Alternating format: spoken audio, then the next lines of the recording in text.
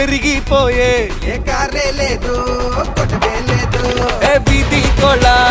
ఎండిపోయే ఏ స్నానం చేయను అది ప్రాబ్లం కాదు